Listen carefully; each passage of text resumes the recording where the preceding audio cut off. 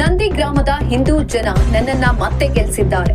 ಇಲ್ಲಿನ ಇಡೀ ಮುಸ್ಲಿಂ ಮತಗಳು ಟಿಎಂಸಿಗೆ ಹೋದವು. ನಾನು ಇಲ್ಲಿನ ಹಿಂದೂಗಳಿಗಾಗಿ ಕೆಲಸ ಮಾಡುತ್ತೇನೆ ಅಂತ ಭವಾನಿಪುರ ಹಾಗೂ ನಂದಿ ಗ್ರಾಮ ಕ್ಷೇತ್ರದ ವಿಜೇತ ಅಭ್ಯರ್ಥಿ ಸುವೇಂದು ಅಧಿಕಾರಿ ಹೇಳಿದ್ರು.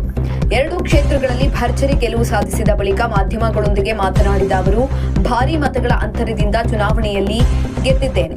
ನಂದಿ ಗ್ರಾಮದ ಹಿಂದೂ ಜನ ನನ್ನನ್ನ ಗೆಲ್ಲಿಸಿದ್ದಾರೆ. ಇಲ್ಲಿನ ಇಡೀ ಮುಸ್ಲಿಂ ಸಮುದಾಯದ ಮತಗಳು ಟಿಎಂಸಿಗೆ ಹೋಗಿವೆ. ನಾನು ನಂದಿ ಗ್ರಾಮದ ಹಿಂದೂಗಳಿಗಾಗಿ ಕೆಲಸವನ್ನ ಮಾಡುತ್ತೇನೆ ಅಂತ ತಿಳಿಸಿದ್ದಾರೆ. ಇನ್ನು 24 ಗಂಟೆಗಳಲ್ಲಿ ಟಿಎಂಸಿ ಸರ್ವನಾಶ ಆಗುತ್ತದೆ. ಈ ಭ್ರಷ್ಟ ಕುಟುಂಬ ಆಧಾರಿತ ಪಕ್ಷಕ್ಕೆ ಯಾವುದೇ ಸಿದ್ಧಾಂತವಿಲ್ಲ.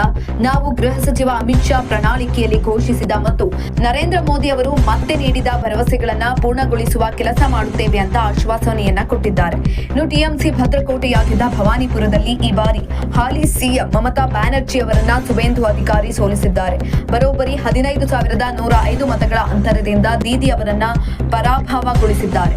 ಬಿಜೆಪಿ ಅಭ್ಯರ್ಥಿ ಸುವೇಂದು ಅಧಿಕಾರಿ 73,917 ಮತಗಳನ್ನ ಪಡೆದರೆ ಮಮತಾ ಬ್ಯಾನರ್ಜಿ 58,812 ಮತಗಳನ್ನ ಪಡೆದುಕೊಂಡಿದ್ದಾರೆ. परिवारवादी और जो ऑटोक्रेट पार्टी ये सब नहीं चलता। आप लोग को जो रिस्पॉन्सिबिलिटी जनता दिया है समावेशी साथी का धरती में वो काम हम लोग करेगा और हमारी जो मैनिफेस्टो में honourable home minister Amit Shah ji ने डिक्लेयर किया था।